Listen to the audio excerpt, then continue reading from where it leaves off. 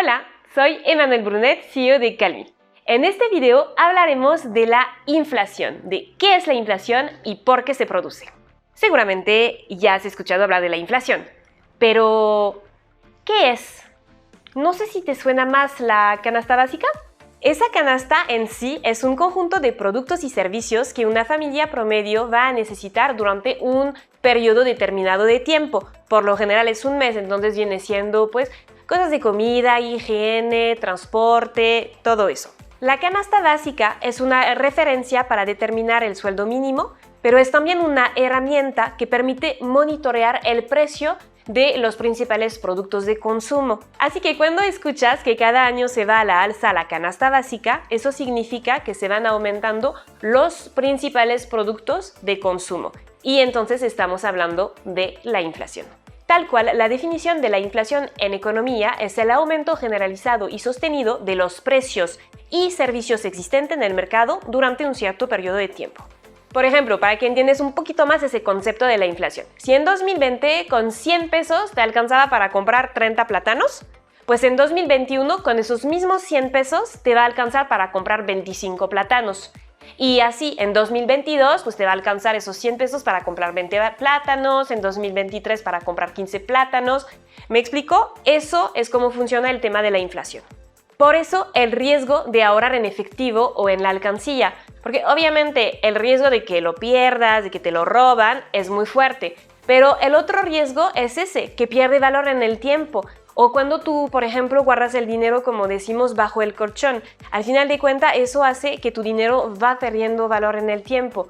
Por eso recomendaba en el video del seguro de vida ahorro justamente de invertir en UDI, donde la UDI es la unidad que se indexa a la inflación. Entonces tú siempre que vas ahorrando con la cantidad real de lo que vale el dinero, porque se indexa a la inflación justamente. Bueno, ya te expliqué ahorita lo que es la inflación, pero ¿por qué se produce la inflación? Aquí entramos como en unas teorías muy económicas, entonces para no hacerlo tan complejo no te voy a presentar todas las teorías, pero sino las principales, que vienen siendo 4.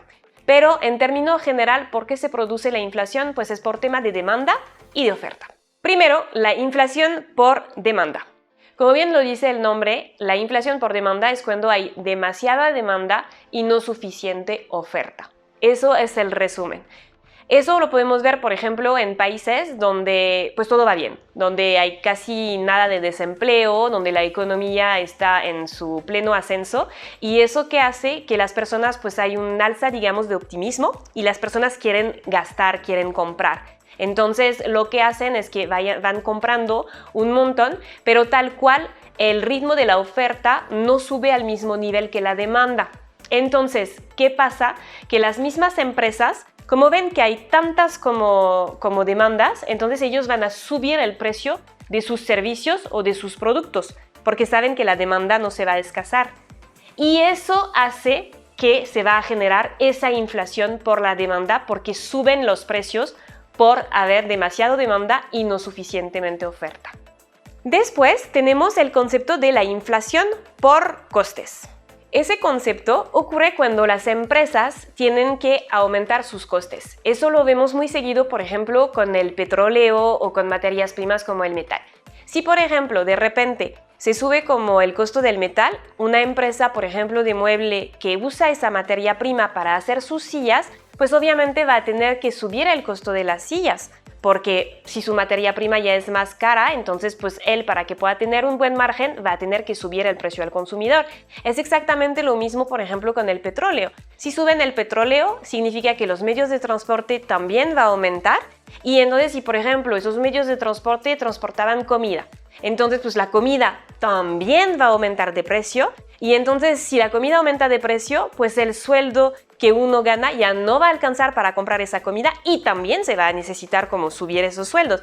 Entonces esa teoría hace que se desencadena justamente toda una cadena de alza de precio, y eso es lo que llamamos la inflación por costes. El tercer concepto es la inflación autoconstruida. Esa es muy similar a la inflación de los costes, porque al final de cuentas es también como para evitar justamente esa espiral de alza de precios que les estaba comentando, ellos como van planificando esa inflación. Si, por ejemplo, ellos se enteraron que el petróleo va a subir dentro de 6 meses. Entonces, en vez de esperarse los 6 meses para ya subir los precios y que se desencadena todo lo que les comenté en la teoría anterior, entonces van planificando esa alza de precio poco a poco.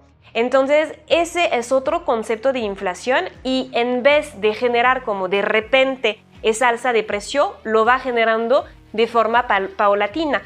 Y hace que justamente como las personas están preparadas justamente en esas alzas de precio, pues bajan su consumo y entonces ya no se ve reflejado, por ejemplo, con el tema de los salarios, porque ya saben que va a haber esa alza de precio, entonces simplemente consumen menos.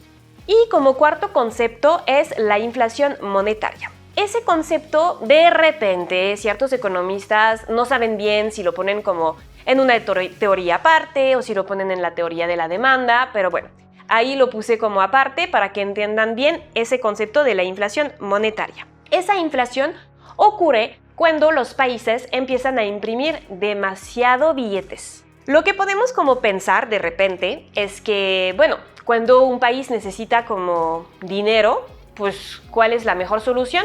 Imprimir billetes. Imprimimos billetes, hay más dinero en circulación y como eso aumenta la riqueza del país. Pero no, en economía no funciona así. Entre más billetes haya en circulación en un país, menor valor va a tener el billete.